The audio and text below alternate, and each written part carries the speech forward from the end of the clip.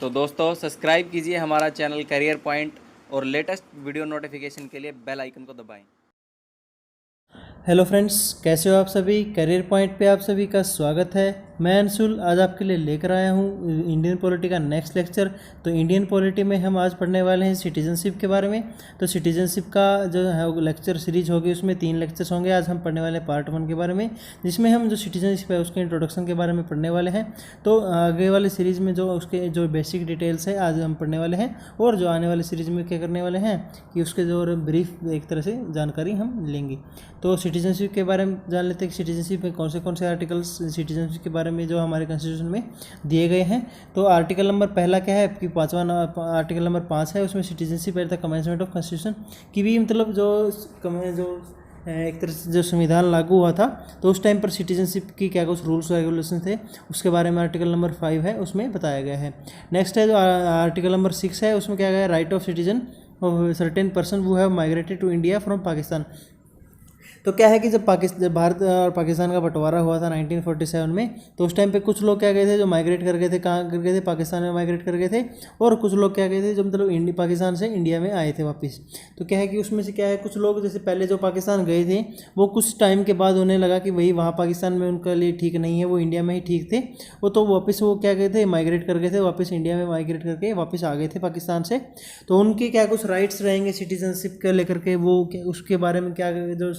Article number 6 है उसमें बताया गया है। और जो आर्टिकल नंबर 7 है उसमें बताया गया है rights of citizenship of certain migrants to Pakistan, कि भी कुछ जो माइग्रेंट्स है वो पाकिस्तान गए हैं।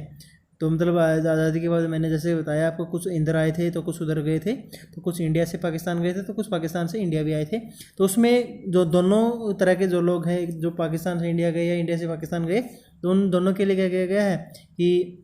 एक तरह से राइट्स वगैरह दिए गए हैं सिटीजनशिप के। तो उनको दोनों को एक तरह से राइट दिए गए हैं। नेक्स्ट जो आर्टिकल नंबर 8 है वो क्या है कि जो सिटीजनशिप उनके लिए जो राइट ऑफ सिटीजनशिप है जो certain person of Indian origin की, मतलब इंडियन ओरिजिन के हैं लेकिन रेसाइडिंग आउटसाइड ऑफ इंडिया, जैसे कि एनआरआईज वगैरह हो गए जो मतलब दूसरे देशों में रह रहे हैं, अमेरिका में रह रहे हैं, ऑस्ट्रेलिया में रह रहे हैं, जापान में रह रहे हैं, चाइना वगैरह में रह रहे हैं। तो उनके राइट्स के बारे में क्या दिया गया है आर्टिकल नंबर 8 में, क्या उसमें जो सब्जेक्ट है उसके बारे में डिस्कस किया गया है। आर्टिकल नंबर 9 क्या है, आर्टिकल नंबर 9 है person voluntarily acquiring citizenship of foreign state not to be a citizen. तो इसमें ये कहा गया है कि अगर मान लो कोई सिटीजन है, कोई पर्सन है, वो अगर ये कहता है कि मैं आज से अमेरिका की नागरिकता ले रहा हूँ या फिर जो मतलब ऑस्ट्रेलिया की नागरिकता ले रहा हूँ, तो उससे क्या होगा कि मतलब उसमें उसको फिर इंडिया का सिटीजन नहीं माना जाएगा।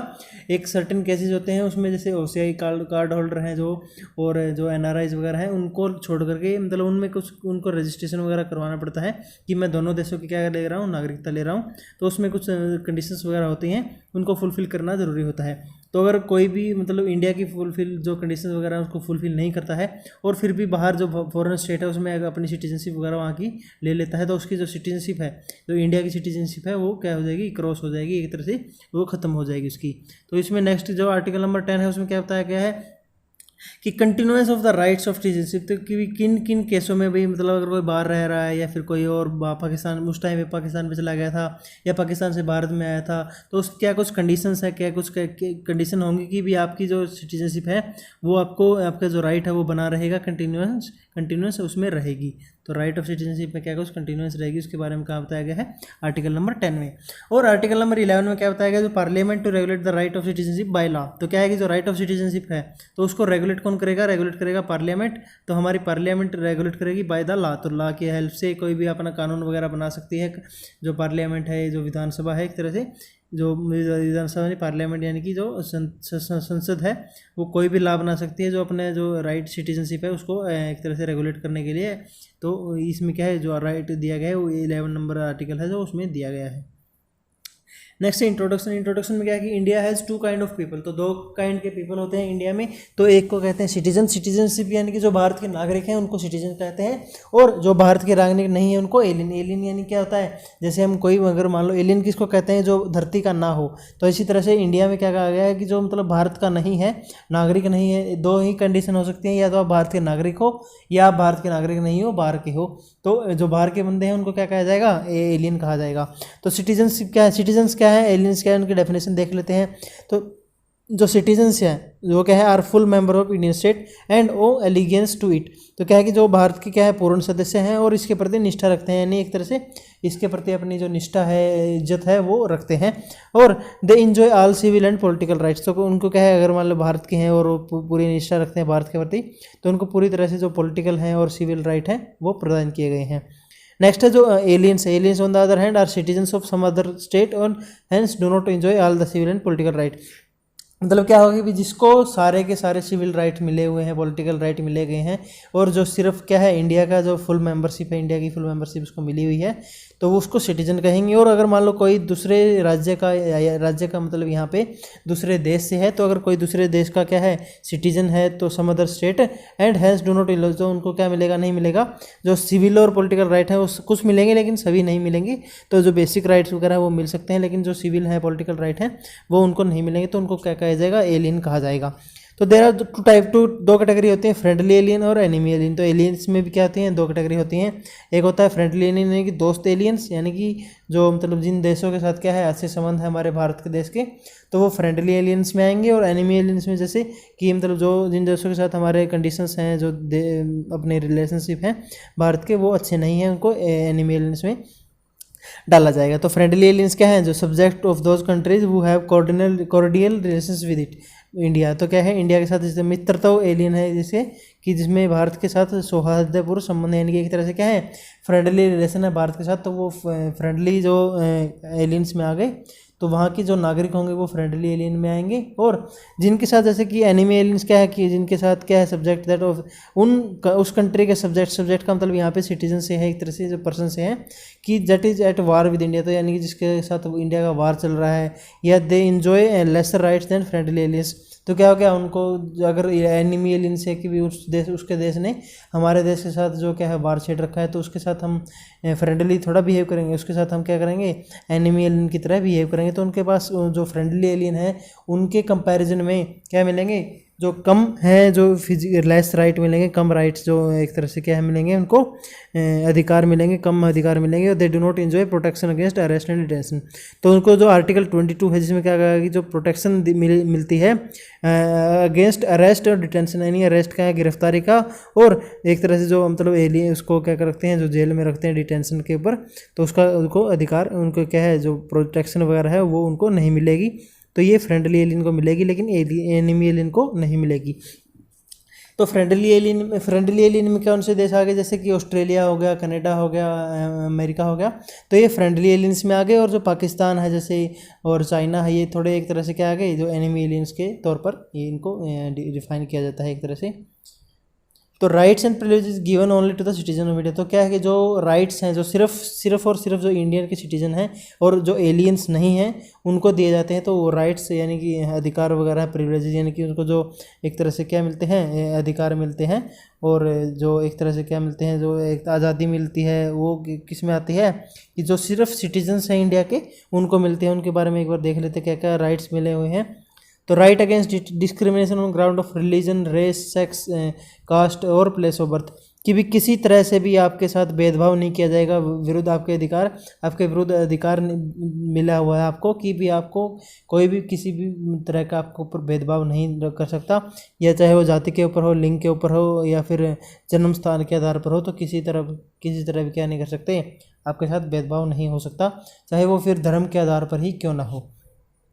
नेक्स्ट जो दिया गया है वो right to equality of opportunity in the matter of public employment, यानी पब्लिक एम्प्लॉयमेंट यानी कि जो सरकारी जो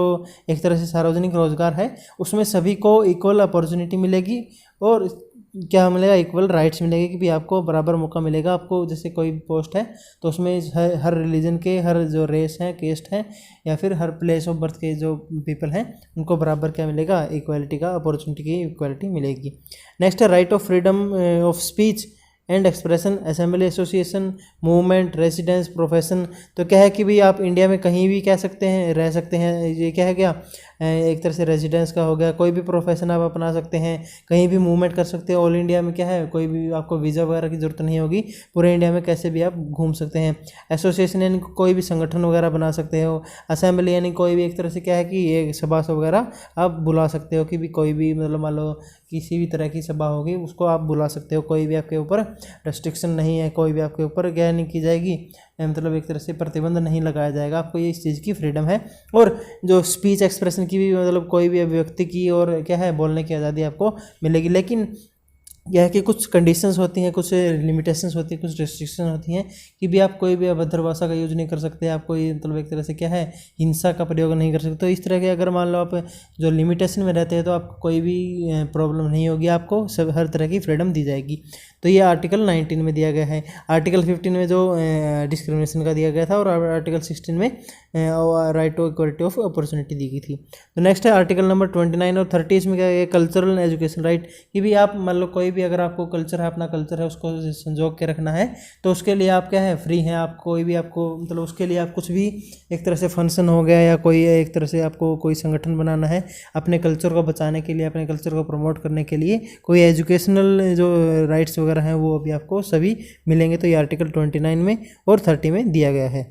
नेक्स्ट है जो right to vote in elections to the Lok Sabha and state legislative assemblies, कि भी मतलब लोकसभा हो गया जो उसमें क्या है जो स्टेट लेजिस्लेटिव होगी, राज्यसभा होगी, तो वहाँ पे आप कोई भी एजुकेशन मतलब इलेक्शन वगैरह है उसमें आप वोटिंग कर सकते हो। जहाँ पे मतलब जैसे कि लोकसभा में हो गया और स्टेट लेजिस्लेटिव में हो गया तो वहाँ पे आप क्या कर सकते हो वोटिंग वगैरह कर सकते हैं, आपको कोई भी डिस्क्रिमिनेशन वगैरह नहीं किया जाएगा। और जो भी मतलब एडल्ट फ्रेंचाइजी यानी कि अभी क्या है 18 साल की एडल्ट फ्रेंचाइजी है तो 18 साल से ऊपर के जितने भी व्यक्ति हैं सभी को आज़ादी है कि वो अपना वोट डाल सकते हैं, किसी भी को भी डाल सकते हैं, किसी के ऊपर कोई ज़बरदस्ती नहीं की जाएगी। तो ये क्या है लोकसभा में और जो स्टेट लेजिस्लेटिव असेंबली वहाँ की वोटिंग वगैरह होती है, और जो भी जहाँ भी वोटिंग होती है नॉर्मल जो इलेक्शन होते हैं डायरेक्ट इलेक्शन होते हैं वहाँ पे अब वो वोट कर सकते हैं। लेकिन राज्यसभा में क्या है, राज्यसभा में क्या है वहाँ पे इनडायरेक्ट वोट होते हैं, तो वहाँ पे जो नॉर्मल पीपल हैं वो वोट नहीं कर सकते, वहाँ पे सिर्फ जो इलेक्टोरेट वगैरह है उसके थ्रू क्या किया जाता है वोटिंग की जाती है। नेक्स्ट है ये जो आर्टिकल नंबर जो पॉइंट नंबर 6 है उसमें क्या कहेगी right to contest for the membership of parliament state legislative, मतलब क्या है कि आप कोई भी एक तरह से संसद होगी या फिर कोई भी राज्य विधायिका होगी तो उसके लिए कोई भी क्या कर सकता है, पूरे देश में से कोई भी सिटीजन है वो अपना इलेक्शन लड़ सकता है एक तरह से, और क्या है चुनाव लड़ करके अगर वो उसको बहुमत मिल जाता है एक तरह से तो क्या कर सकता है वो पार्लियामेंट में जा सकता है, मेंबरशिप ले सकता है वहाँ की, और स्टेट लेजिस्लेटिव वगैरह की भी मेंबरशिप लेता है। मतलब क्या है कि पूरे जो सिटीजन जितने भी सभी को अधिकार है कि वो इलेक्शन लड़ सकते हैं, और अगर मतलब जीत जाते हैं तो वो पार्लियामेंट की मेंबरशिप उनको मिल जाएगी।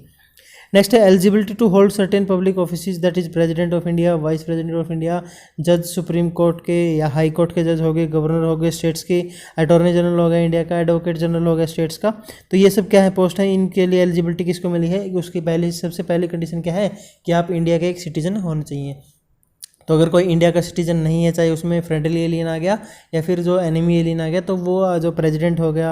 वाइस प्रेसिडेंट, जज सुप्रीम कोर्ट के, हाई कोर्ट के, governor of state, attorney general, advocate general, तो ये जो कॉन्स्टिट्यूशनल पोस्ट होगी, जो बड़ी बड़ी पोस्ट होगी, उनके ऊपर क्या नहीं कर सकते वो अपने जो मतलब वो पोस्ट उनके ऊपर अप्लाई नहीं कर सकते, और ना ही उनके लिए क्या कर सकते हैं कंटेस्ट कर सकते हैं। तो इनके लिए उनकी एलिजिबिलिटी सबसे पहली एलिजिबिलिटी यही है कि आपको सिटीजन होना चाहिए इंडिया का। नेक्स्ट बढ़ते हैं, नेक्स्ट नोट दिया गया in India both a citizen by birth as well as naturalise citizen are eligible for the office of president, while in USA only citizen by birth and not a naturalise citizen is eligible for the office of president. तो क्या कि जो India है और USA उसमें थोड़ा सा फ़र्क है सिटीजनशिप के बारे में भी, और क्या है जो इलेक्शन वगैरह लड़ सकता है एलिजिबल हो, जो कौन कौन एलिजिबल है प्रेसिडेंट की पोस्ट के लिए। तो क्या है इंडिया में क्या है तो कोई सिटीजन जन्म से अगर भारत का नागरिक है या फिर प्राकृतिक नागरिक, दोनों प्राकृतिक तरीके से क्या किया गया है नागरिक वो बना है कि भी किसी भी तरह से क्या है मतलब अगर बना है तो अगर उसको नागरिक है वो भारत का, उसको सिटीजनशिप का क्या मिला हुआ है सर्टिफिकेट मिला, उसको वो सिटीजनशिप मान लिया गया है भारत सरकार के द्वारा, तो वो प्रेसिडेंट का इलेक्शन लड़ सकता है। लेकिन यूएसए में क्या है कि सिर्फ अगर कोई वहाँ यूएसए में पैदा हुआ है तो ही वो इलेक्शन लड़ सकता है, जो एलिजिबल हो सकता है ऑफिस ऑफ प्रेसिडेंट के लिए। और अगर किसी और तरीके से अगर वो मतलब नेचुरलाइजेशन वगैरह से भी अगर क्या बना है सिटीजन बना है यूएसए का, तो वो इलेक्शन लड़ नहीं सकता, वो उसके लिए पात्र नहीं है, राष्ट्रपति के जो कार्यकाल है कार्यालय है उसके लिए पात्र नहीं है। नेक्स्ट है कॉन्स्टिट्यूशनल प्रोविजंस क्या क्या दिए गए हैं उसमें उसके बारे में देख लेते हैं। तो उसके बारे में क्या है दिया गया है कि जो पहला पॉइंट है वो क्या है कि constitution deals with the citizenship from article 5 to 11 under part 2। तो क्या है जो आर्टिकल नंबर 5 से लेकर के 11, जैसे हमने पिछले जो अभी इसमें पढ़ा था, तो आर्टिकल नंबर जो 5 है 5 से लेकर के और जो 11 पॉइंट तक है, तो वहाँ तक जो सिटीजनशिप के बारे में हमें बता दिया गया है। तो इसमें और ये क्या आता है पार्ट 2 जो 2 है उसके अंडर ये आता है। तो इसमें क्या करता है, it only identify the person वो become citizen of India at its commencement, यानी कि जो मतलब जो 26 जनवरी 1950 है, तो यानी कि जब कमेंसमेंट हुआ था, यानी कि संविधान लागू हुआ था, जो भारत गणतंत्र के रूप में एक तरह से उभर कर आया था, तो तब तक मान लो कोई भी अगर सिटीजन बना है तो उस टाइम उनको क्या करता है, वो become citizen of India at its commencement. तो कमेंसमेंट के टाइम पे जो सिटीजन बन गया तो वही सिटीजन है। It does not deal with the problems of acquisition or loss of citizenship subsequent to commencement. तो यह है कि इसके बाद अगर मान लो कोई लॉस होता है किसी की सिटीजनशिप, या कोई क्या करता है कि जो मतलब एक्वायर होता है किसी की कोई नागरिकता वगैरह जिसी को दे जाती है, या फिर उससे नागरिकता ले जाती है, मतलब जैसे क्या हुआ किसी टेरिटरी को एक्वायर कर लिया इंडिया ने, तो उसके बारे में कुछ, इसके बारे में कोई क्या डील वगैरह नहीं की गई है, इसके बारे में समाधान वगैरह नहीं किया गया है जो कमेंसमेंट के टाइम पर के। इसके it empowers the parliament to enact a law to provide for such matters और any other matter returning to citizenship. तो इसमें क्या कहा कि जो मतलब जिस टाइम पे उन्होंने जो संविधान है वो लागू किया था, तो उस टाइम पर जो सिटीजन थे इंडिया के वही सिटीजन थे। उसके बाद अगर किसी को सिटीजनशिप देनी है नहीं देनी है, उसके बारे में सिटीजन कॉन्स्टिट्यूशन में कोई भी प्रोविजन वगैरह नहीं दिए गए हैं। उसमें सिर्फ इतना कहा गया है कि सिटीजनशिप से रिलेटेड वगैरह जो भी मैटर्स वगैरह हैं उसके ऊपर पार्लियामेंट लॉ बनाएगी और पार्लियामेंट डिसाइड करेगी किसको सिटीजनशिप देनी है, किसको सिटीजनशिप नहीं देनी है। तो सिर्फ इतना इसमें बात कही गई है। तो मतलब सारी जो पावर वगैरह है वो पार्लियामेंट को दे दी गई है। तो यहाँ पे पार्लियामेंट काफ़ी इंपॉर्टेंट हो जाती है सिटीजनशिप के मामले में। Next, accordingly following laws were brought about. तो ये क्या पार्लियामेंट ने अगर उसको पावर दे दी है तो उसने क्या क्या लॉ वगैरह लाए गए थे उसके द्वारा, तो उसके बारे में देख लेते हैं। तो फॉलोइंग लॉज वगैरह बिल्ट ब्रॉट अबाउट, तो जो सिटीजनशिप एक्ट है 1955 का, provides for एक्विजन and loss of citizenship after the commencement of constitution. तो क्या है कि जो मतलब कमेंसमेंट ऑफ सिटीजनशिप जो कॉन्स्टिट्यूशन है, यानी कि जो एक तरह से जो एक तरह क्या है संविधान लागू हुआ था, संविधान प्रारंभ हुआ था 1950 में, तो उस तक अगर कोई जो सिटीजन बन गया तो बन गया। उसके बाद अगर किसी को सिटीजनशिप देनी है या किसी से सिटीजनशिप लेनी है, तो उसके बारे में जो 1955 में सिटीजनशिप एक्ट बनाया गया था वो डिसाइड करता है कि उसको क्या करना है। This act has been amended many times in the following acts. तो क्या है कि उसमें उसके द्वारा डिसाइड किया जाता है, उसके द्वारा जो गवर्नमेंट है वो लॉ वगैरह बनाती है सिटीजनशिप किसको देनी है, किसको किसकी सिटीजनशिप छीननी है। तो इसमें क्या है कि 5 बार क्या कर चुके हैं कि मैनी टाइम इसको क्या किया गया है, एक तरह से मतलब क्या किया गया है, इसको अमेंड किया गया है, इसमें कुछ चेंजेस किए गए, संशोधन किया गया है। तो पहला चेंज किया गया था 1986 में कॉन्स्टिट्यूशनल जो सिटीजनशिप अमेंडमेंट एक्ट 1986, सेकंड हुआ था सिटीजनशिप अमेंडमेंट एक्ट 1992, थर्ड हुआ था सिटीजनशिप अमेंडमेंट एक्ट 2003 में, 2005 में, और जो लास्ट है वो 2015 में हुआ था। तो ओरिजिनली जो सिटीजनशिप एक्ट 1955 था also provided Commonwealth citizenship. Commonwealth citizenship का क्या मतलब है कि अगर मान लो कोई इंडिया का मेंबर है तो उसको क्या कर दिया जाएगा, वो पूरे कॉमनवेल्थ का क्या हो जाएगा, मेंबर हो जाएगा। जैसे ब्रिटेन हो गया, तो जितने भी मेंबर कॉमनवेल्थ में कौन सी कंट्री आती हैं, जो कंट्री कभी न कभी जो क्या है कि जो ब्रिटेन है उसका क्या रही है, उसकी अंडर रही है, उसके राज उसका ब्रिटेन का राज जिस कंट्री में रहा है, तो वो क्या होती है कॉमनवेल्थ कंट्रीज़ में आती हैं। तो कॉमनवेल्थ सिटीजनशिप दे दी गई थी उस टाइम पे, जो ओरिजिनल सिटीजनशिप एक्ट है उसमें प्रोवाइड की गई थी। लेकिन अभी क्या कर दिया गया उसको, बाद में जो सिटीजनशिप अमेंडमेंट एक्ट 2003 था उसमें उसको जो प्रोविजन है इसको डिलीट कर दिया गया था, और उसके बाद से उसको अलग से क्या लेनी पड़ती है, जो कॉमनवेल्थ के जितनी भी कंट्रीज़ हैं उनमें अगर किसी को सिटीजनशिप लेनी है तो अलग से अप्लाई करना पड़ता है। पहले उसमें ऑटोमेटिक आपको सिटीजनशिप वहाँ की मिल जाती थी अगर आप इंडिया के सिटीजनशिप हैं, 1955 का जो एक्ट था उसके अकॉर्डिंग। तो नेक्स्ट दिया गया, according to the constitution the following 4 categories of person become citizen of India at its commencement, that is on 26 January 1950। तो जो सिटीजनशिप कॉन्स्टिट्यूशन में दिया गया है कि उसमें बताया गया है कि जो मतलब जैसे कि हमने अभी पीछे पढ़ा कि जो कमेंसमेंट हुआ था यानी कि 26 जनवरी 1950 तक जितने भी मेंबर जो भी कंडीशंस वगैरह लगाई गई थी सिटीजनशिप के लेकर के, उसके बाद जो कंडीशन वगैरह है वो पार्लियामेंट डिसाइड करता है। तो उससे पहले क्या कुछ कंडीशन लगाई गई थी जो मतलब कॉन्स्टिट्यूशन के द्वारा, उसके बारे में एक बार जान लेते हैं। जो आर्टिकल 5 है उसमें क्या कहते हैं, a person who had his domicile in India, domicile यानी कि जिसके पास भारत में उसका जो क्या है कि वो रहता है डोमिसाइल उसके पास, और also fulfilled any one of the 3 condition. और मतलब क्या है कि पहली कंडीशन ये तो कंडीशन कंपलसरी होगी कि आपके पास डोमिसाइल होना चाहिए इंडिया का, और सेकंड कंडीशन इन जो 3 कंडीशन दे रखी है नीचे 1 2 3, तो इनमें से एक कंडीशन आपको कोई भी एक कंडीशन आप सेटिस्फाई करते हो तो आपको क्या है सिटीजनशिप इंडिया का सिटीजन मान लिया जाएगा, सिटीजनशिप आपको दे दी जाएगी। तो क्या क्या कंडीशन है, he was born in India कि भी डोमिसाइल है और इंडिया में बोर्न हुआ है। सेकंड है either is parents born in India, यानी कि उसके माँ या पिताजी दोनों में से कोई भी एक, अगर कोई भी क्या है इंडिया में बोर्न हुआ था तो उसको भी सिटीजनशिप दे दी जाएगी। थर्ड क्या है, he has been ordinary resident in India for 5 year immediately before the commencement of constitution because become a citizen of India. तो क्या है कि जब कमेंसमेंट हुआ था संविधान का, यानी 26 जनवरी 1950 से पहले, अगर वो मतलब क्या है कि जो रेजिडेंट था, इंडिया का रेजिडेंट था और कम से कम 5 साल के लिए इमीडिएटली बिफोर, मतलब जो 26 जनवरी से इमीडिएटली, यानी कि मतलब एक तरह से क्या है कि ठीक 5 साल पहले तक अगर वो कह रहा है भारत में रहा है, यानी कि जो मतलब 26 जनवरी 1945 से लेकर के अगर 26 जनवरी 1950 तक के बीच में वो लगातार इंडिया में रहा है तो उसको सिटीजनशिप दे दी जाएगी। नेक्स्ट क्या कह रहा है, आर्टिकल 6 में कह रहा है कि ए पर्सन वो migrated to India from Pakistan became an Indian citizen if he or either his parents any of his grand parents was born in undivided India and also fulfilled any one of the two condition. तो क्या कह रहा है कि इसमें article जो 6 है उसमें काफ़ी डिटेल में इसको बताया गया है कि जो मतलब क्या है कि एक व्यक्ति जो पाकिस्तान से भारत आया था वह भारतीय नागरिक बन जाएगा अगर वह या उसके माता पिता या उसके किसी भी दादा दादी का जन्म अविभाजित भारत में हुआ हो और दोनों में से किसी एक शर्त को पूरा किया हो। कि मतलब क्या है कि जो अगर मान लो कोई मतलब भारत से पाकिस्तान चला गया और अगर वो वापस मतलब क्या है कि पाकिस्तान से वापस इंडिया में आ गया है और क्या है कि अगर उसके माता पिता या फिर वो खुद या फिर उसके जो दादा दादी है, नहीं दादा या दादी में से कोई भी एक, या माता पिता क्या है कि माता पिता दादा दादी उन चारों बच्चों में से और उसको खुद को मिला करके अगर वो भी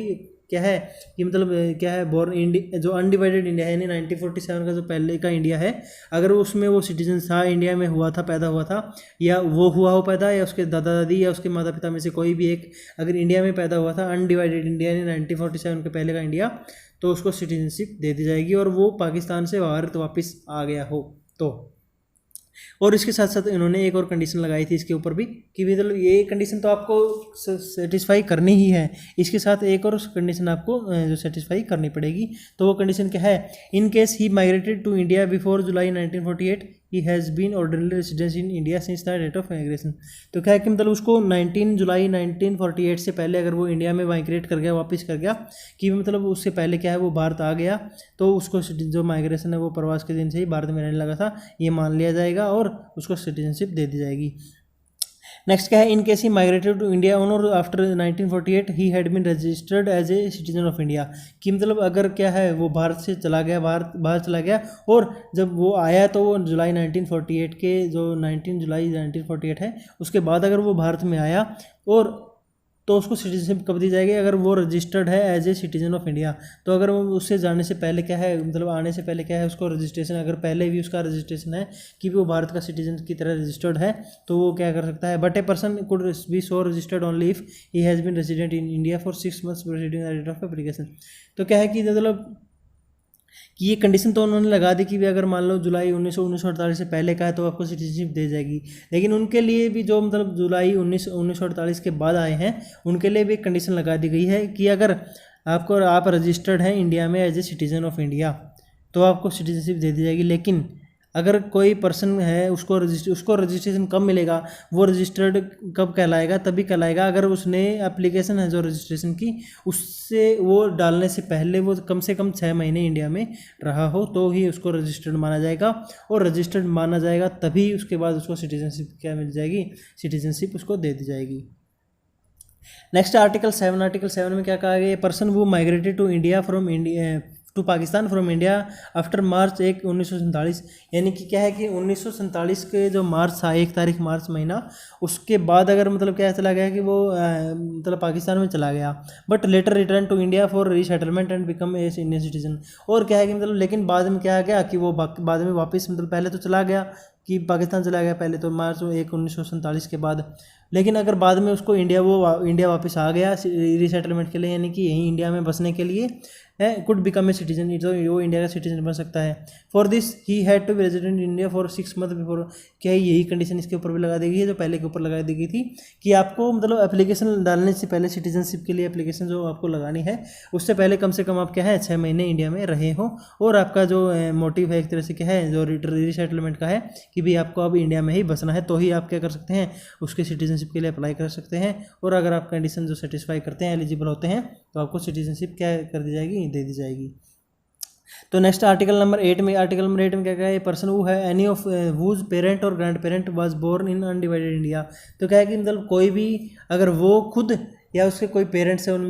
माता पिता में से या दादा दादी में से कोई भी एक अगर मतलब क्या है कि जो अनडिवाइडेड इंडिया 1947 का जो पहले का इंडिया है, अगर वो इंडिया में पैदा हुआ था बट वो is ordinary residing outside India shall become an Indian citizen. तो क्या और लेकिन क्या है कि मतलब इंडिया में पैदा तो हो गए 1947 से पहले, वो हो गया या उसके माता पिता या दादा दादी में से एक हो गया, लेकिन अभी वो क्या रहे हैं, बाहर रह रहे हैं, इंडिया से बाहर रह रहे हैं, तो वो सिटीजन बन सकते हैं। लेकिन एक कंडीशन है, क्या कंडीशन है, if he has been registered as a citizen of India by the diplomatic और जो कंसिकुलर रिप्रेजेंटेटिव इन इंडिया और representative of India in the country of his residence. तो क्या है कि अगर वो मतलब क्या है भारत के राजनयिक या सहमति प्रतिनिधि द्वारा भारत के नागरिक के रूप में पंजीकृत किया गया हो,